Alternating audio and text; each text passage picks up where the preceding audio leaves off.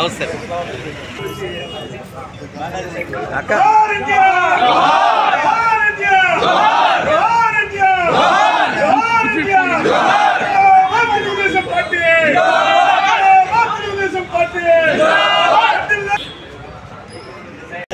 అక్క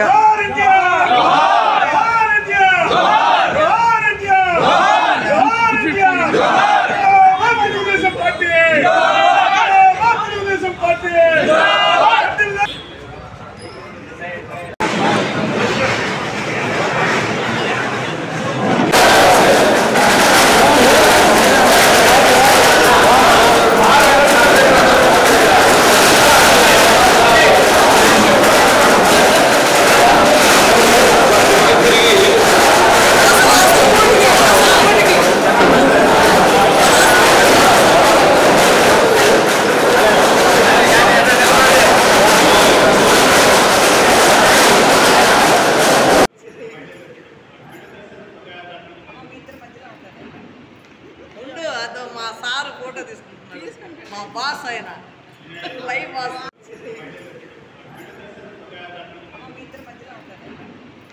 ఉండు అదో మా సార్ ఫోటో తీసుకుంటున్నాడు మా బాస్ ఆయన లైవ్ బాస్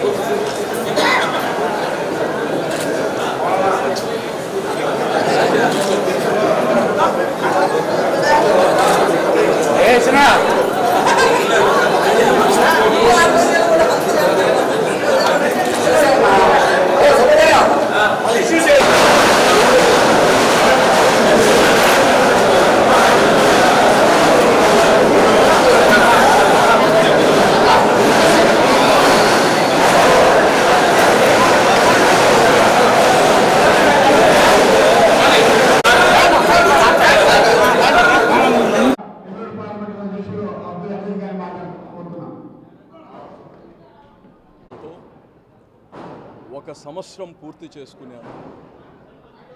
ఈ ప్రభుత్వం ఏర్పడినప్పుడు గత ప్రభుత్వం చేసిన పనులకి ఈ రాష్ట్రం అతలాకుతలం అయిపోయింది, ఆర్థికంగా చితికిపోయింది. ఈ రాష్ట్రానికి ఒక రాజధాని లేని రాష్ట్రంగా ఉంది. ప్రజల్లో కన్ఫ్యూషన్, పెట్టుబడి పెట్టే వాళ్ళకి కన్ఫ్యూషన్, ఎవరు వస్తారో ఏమో, ఎక్కడ పెట్టుబడి పెట్టాలి, ఎప్పుడు ఏది ఏ వైజాగ్ అంటారా, ఇంకోటి కర్నూలు అంటారా, ఏమంటారో ఎవరికి తెలియని పరిస్థితి. పిచ్చోడి చేతిలో రాయి ఇచ్చింది.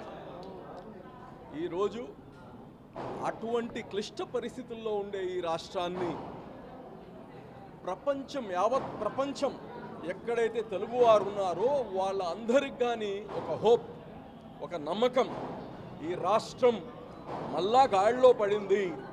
చంద్రబాబు నాయుడు గారి యొక్క నాయకత్వంలో, కూటమి యొక్క సహకారంతో ఈ రాష్ట్రం మళ్ళా పరుగులు తీస్తుంది. నిన్నటి దాకా చూసాం, ఏ ప్రభుత్వం కానీ ఏర్పడిన తర్వాత అన్నీ సవ్యంగా ఉంటేనే 6 నెలలు అవుద్ది చూసుకోవడానికి. ఇక్కడ ప్రతిదీ అన్యాయం. ఏ ఫైల్కి ఎవడు సంతకం పెట్టాడు, ఏ ఫైల్ ఏ డిపార్ట్మెంట్లో ఉందో కానీ ఎవరికి తెలియదు. లెక్కలన్నీ తారుమారు.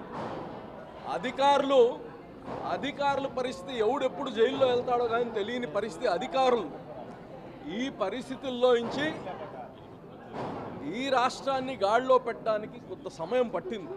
దానికి ప్రజలందరూ మీ యొక్క ఓపికకి, మీ నమ్మకానికి నిజంగా ధన్యవాదాలు తెలియచేస్తున్నాను. ఈరోజు సూపర్ 6 చెప్పారు. ఈ సూపర్ 6 జరిగేదా, వీళ్ళు ఇస్తారా అని చెప్పారు. ఒక్కసారి గత ప్రభుత్వం చెప్పిన హామీని తిరగేసి చూస్తే ఆ రోజు పెన్షన్ ఇస్తా అన్నారు. ఆయన 1000 రూపాయలు పెంచిన పెన్షన్ జగన్మోహన్ రెడ్డి గారు సంవత్సరం 5 సంవత్సరాలు ఇచ్చాడు. 5 సంవత్సరాలు ఇచ్చాడు. 250 అంట.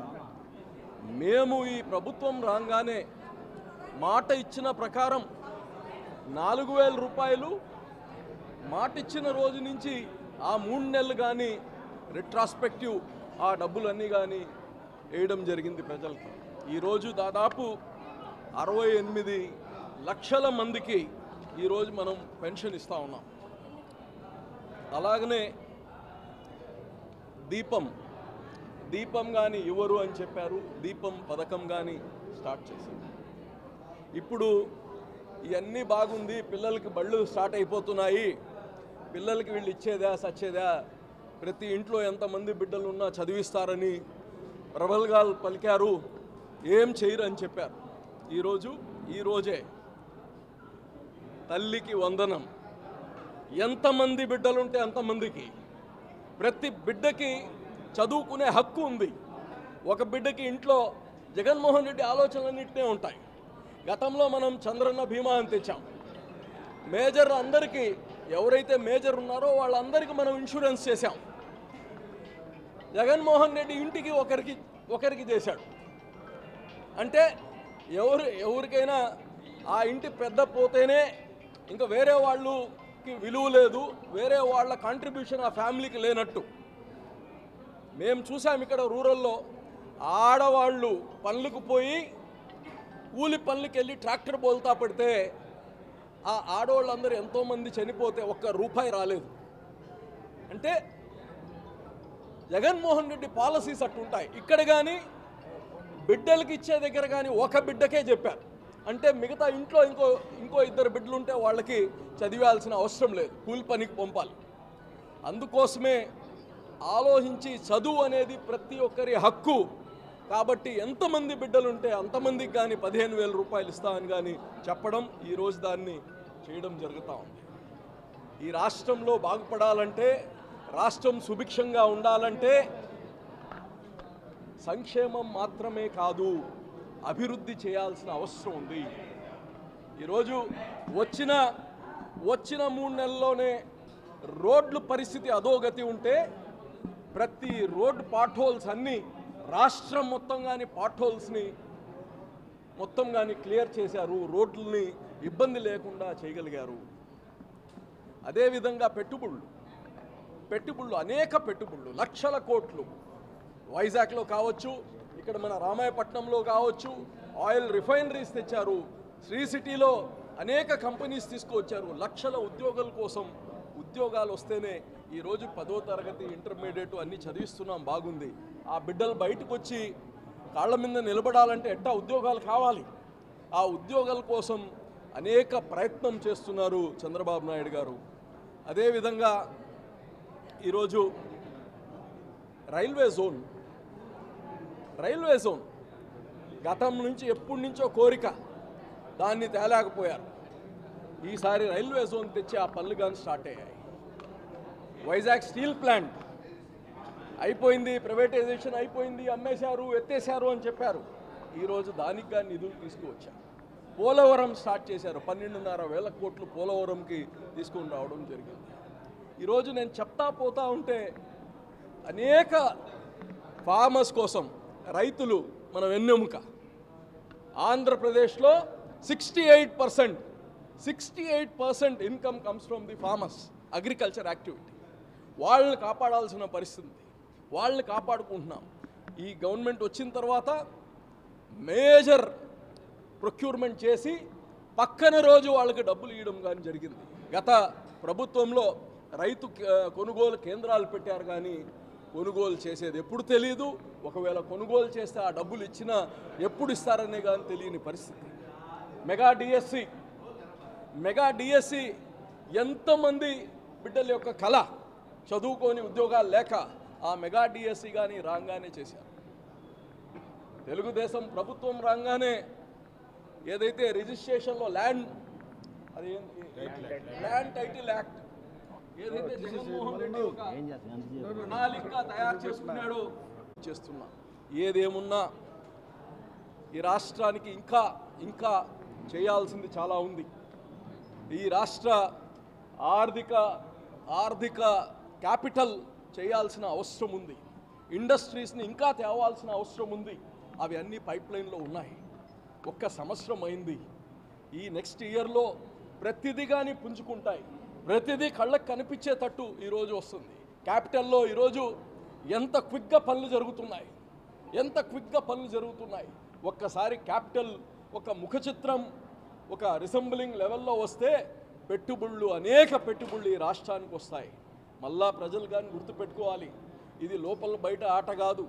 ఈ సంవత్సరం ఈసారి ఆయనకిచ్చాము, ఈ సంవత్సరం ఈయనకిచ్చాము అనేది కాదు. మన బిడ్డల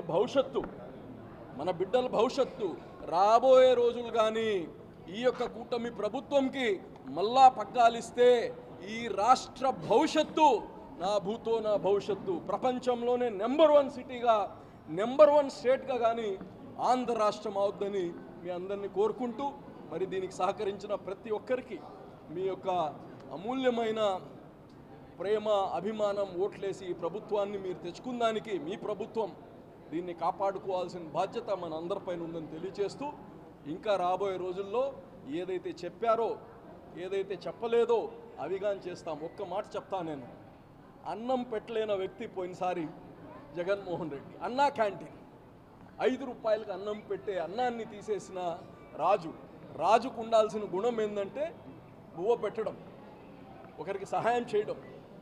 ఆయన రాళ్ళు రత్నాలు అవి ఇవ్వబడలే. మనకు భోజనం 5 రూపాయల భోజనం ఆయన ఇంటిది కాదు కదా.